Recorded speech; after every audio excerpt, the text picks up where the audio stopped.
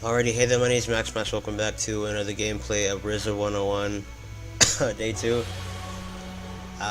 So with that, please leave a like, leave a comment, subscribe, hit the bell icon. And with that, let's get into RZA 101. Here we go. Alright, so a couple days ago, a Gamekit moderator actually contacted me, and they contacted me not through the ticket that I made, not through an email, but actually through Discord. Like, that's crazy. I've never seen somebody go so far as to do something like that. Like, a Gamekit moderator went out of their way to join my Discord server to say, "Hey Max, I'd like to speak with you."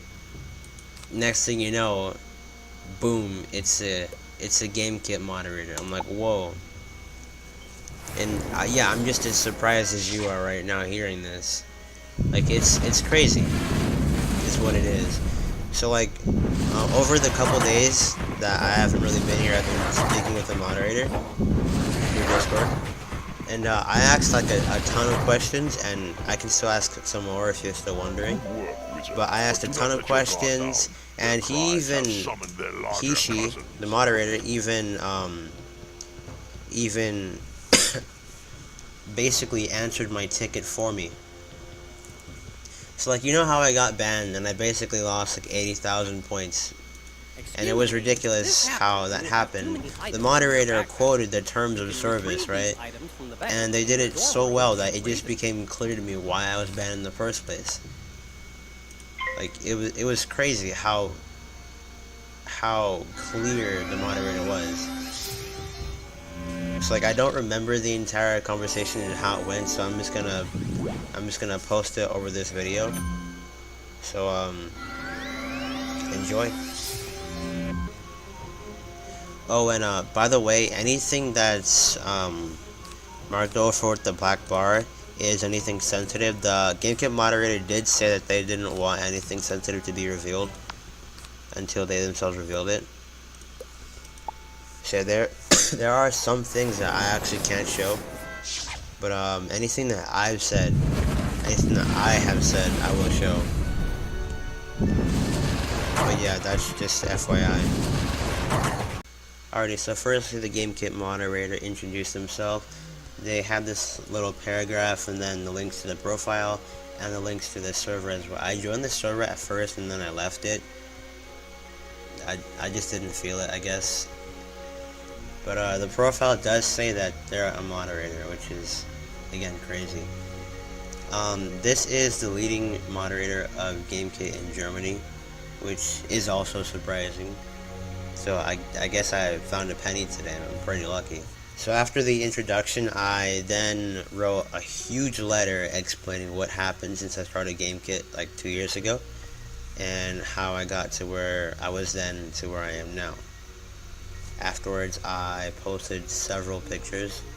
Not just several, I posted a lot of pictures actually. And then beneath those pictures, I put inadequately vague, and that's just to say how, you know, how vague and uninforming, unhelpful most of the moderators are on Gamekit. And I'm not saying that as slander, I'm saying that as truth, because that's what I've experienced. They're not exactly the most helpful moderators as I've seen. This is one of the only moderators that has ever quoted their terms of service, has ever even referenced the terms of service. None of the moderators have ever said anything like that. They just said, "Hey, you're banned," and then I explain what happened, and they say, "You broke the rules." It doesn't help anyone.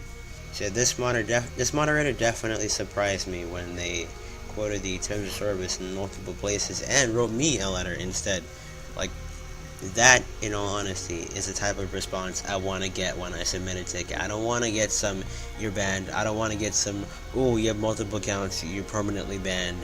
No, I don't want to get any of that. I want to get the terms of service. I want to see what I did wrong, and I want to know what I can fix it. I don't need to know anything else. Like, I even submitted a ticket once, and the moderator responded to me explaining how I can exploit Gamekit and have some of the developers from my game actually confirm the quest for me. Like, come on. What kind of response is that? So after all that, I then inquired, I believe, on the point system, or maybe I didn't ask. Maybe he just told me.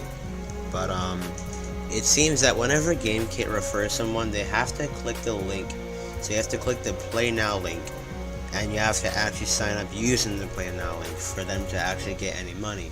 So if you sign up through other means, like if you don't click the Play Now and you sign up by opening up another tab, they're not getting any money for that, and that's one of the reasons why they ban people for that, which is, it's a little sad, but it's understandable. Again, they're not making any money if you don't click the Play Now button and actually sign up, which is sad. So that's definitely something to note. So then I said that Gamekit should only verify the nickname after sign up is complete. So that meant, like, if the person signs up, right, and you have to, like, submit your nickname, and says, hey, you have to make sure this is the right nickname. Instead of doing that, they should have a system that verifies that the nickname is actually an existing nickname within the game. That's what I proposed. Now, the moderator didn't say anything else on the topic, and actually said that they could not talk about it any further. But then again, that's something that I proposed, not something that he said or she said that they said. So that's not something I have to censor. So yeah, they are working on a lot more improvements on Gamekit, and at that time I was just like theorizing on everything that I could help with. And then later on, I just thought about being a moderator altogether, which sounds pretty cool actually. So yeah, I then asked like a ton of questions on how to be a moderator and what I'm supposed to do. And then I was gonna end the conversation right then and there, but then I wondered why the moderator did all this work. I wonder why the moderator would go to the trouble of joining my Discord server, messaging me, and then friend requesting me to write me all this. Like, who has time for that, you know? So I asked them, and the moderator said that they actually care about the people, Gamekit, and everything that's related. Now that is absolutely commendable. So the moderator did say that some moderators spend a few minutes there, some spend about 10 to 12 hours a day, and they're not being paid a lot. They're being paid less than minimum wage, as I would assume. The moderator did actually say that somewhere. They didn't go into specification as to how much you're being paid, because apparently they can't, but it's definitely less than having an actual job, and yet they dedicate so much of their time to actually helping the website out.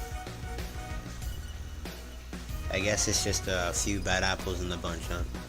Maybe a few too many bad apples there. So aside from that, one of my accounts did actually get banned. So what happened is that I logged in through an email that had Gamekit in it, and that was after I got banned the first time for having Gamekit in my email. So I learned my lesson that time. I changed that account, the new account's email, to a different email, right? And that worked. Like, everything was fine, but then I accidentally re-logged into that same account using that same old email, and then I basically had to create a whole new account on Gamekit just so I can log out and log in to my newer account. Like, I had to create a whole nother account, and then a few days later I got banned for that, which is something that I complained about to the moderator and to Gamekit through a ticket. And of course, as vague as most of the moderators are, they didn't help or explain anything like Treasure would have. They didn't help at all, and they even went so far as to say that my account was permanently banned, which is surprising because if the old account is deleted, they technically have to unsuspend my account. That's what they said they would do, right? So anywho, after all of that, we started talking a little bit, conversing about just Gamekit in general. Gamekit has about 15 million users, and they only have 50 moderators in the world. So 15 million and 50, that's like, I don't know, like some 100,000 per moderator, I think. I'm not really doing the math in my head right now. I'm just talking out loud. But yeah, there are a lot of people using Gamekit, but only 50 moderators. So their moderation system is definitely tight, and I can't wrap my head around why it has to be so tight. Because like, as far as I can see, moderators don't do much. Like, I'm not saying that to, I guess talk bad about them. I'm just saying, like, as big as they are on Gamekit, as most of us who use Gamekit know, they don't actually help that much. They just say, hey, you're banned. They say, yes, you did do that. They don't actually explain what happened. They don't explain any solutions. They don't do anything unless you yourself specify what you want. Like, let's say you have multiple accounts, right? And you say, oh, I did this, I did that by accident. It wasn't my fault. I'm so sorry. They don't explain anything. They just say, you created multiple accounts. You're banned. That's what they would reply to you in your ticket. And then you have to wait a whole nother 3 days to talk with the moderator again. Like, that doesn't help anyone at all.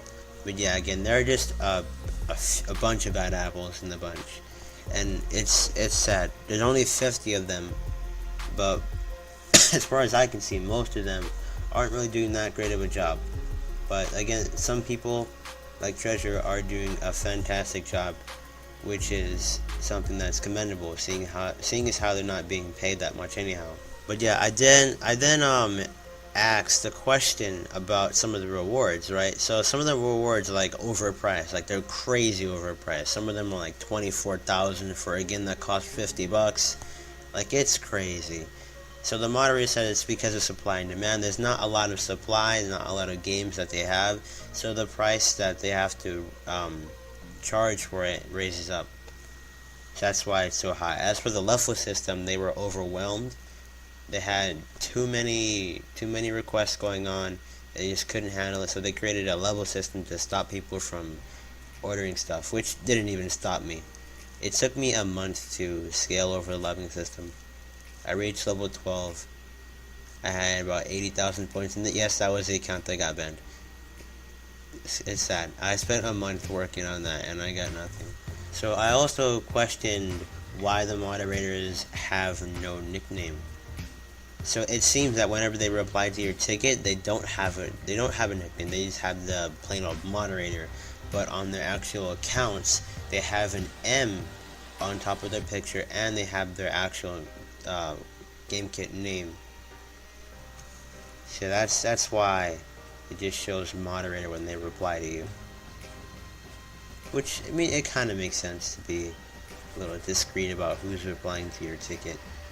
So then I also asked about the quests and how sometimes they disappear, because I've noticed before that quests actually appear at first and then a day later they're gone. Let's say Wizard 101, right? You see Wizard 101, you decide not to start the quest today. So you say tomorrow. You come back tomorrow and you create a new character or whatever, and then you realize that the quest is gone and you creating a whole character was pointless. Like, I questioned about that, and it's because the quests steadily rotate. They rotate on the demand of advertisement from the game, I presume. The moderator actually said it's from the game developers, but I'm just gonna dumb it down for everyone, including myself. It's because of advertising. So the more advertising the games want, the more quests Gamekit would do. So I guess that's why War Thunder is worth so much. It's like worth 50,000 some points on Gamekit, which is basically more than half Gamekit's allotted points anyhow, as far as I can see. Like, all the games that you can play on Gamekit, anything that you can do for free is still less than what War Thunder is worth, it being like 50,000 points. It is a hard quest though. I've actually done it. I've only done the first part and I've never finished the rest. So then I looked around Gamekit and I found that there's actually a page that says how to become a moderator, that you can create a guide, that you can help Gamekit and whatnot. And those are actually old forums, old posts from several years ago. The moderator did say that anything that's not recent, like anything that was not posted within 2 months ago, is actually outdated, so I don't think anybody can be a moderator at this point. It's still possible, but I doubt it. I mean, I still want to be a moderator. That sounds amazing, even though I wouldn't get paid much. As for creating a guide and helping Gamekit, those were actually great ideas, which is fantastic. But apparently they're old, really old. I don't know if you can do that anymore. I haven't tried. I'm probably not going to, since it's not my forte. But yeah, that's actually something that people can do. So then I also asked about War Thunder and the competition. If you've noticed on Gamekit, there's a 10-day competition that appears every so often, and I wondered about that because I don't want to go into the competition like on the last day and then basically get disqualified because I was late, you know. So I wondered if there was like a certain day I have to go on, or at least a rotation thing. And there is. The moderator doesn't, however, know the exact day as of yet. But yeah, I just don't want to walk in on the last day of the competition and then, you know, have no chance of winning at all. Like, I've been in the competition once before, and I think I got 5th place, maybe. Like, there were some people who got, like it's based on wins, right? And there's some people who got, like, 120 some wins, while I got, like, 60, maybe. And mind you, a game in War Thunder takes like 5-10 minutes, 15. Like, it's a long time for a single game, and they got like 120 wins, and those are just wins, not losses. So like, think about the amount of games they had to go through to be able to get that amount of wins. Like, that's crazy. So it's definitely best if you go on the first day of that competition and make sure you have as much time as possible. So then I also asked about a little stock exchange system with Gamekit. I wondered why Gamekit doesn't actually get codes from other people, and they actually buy the codes themselves. And that honestly had an obvious answer. The obvious answer was that people could sell broken or used codes, as the moderator said, and that actually does make sense.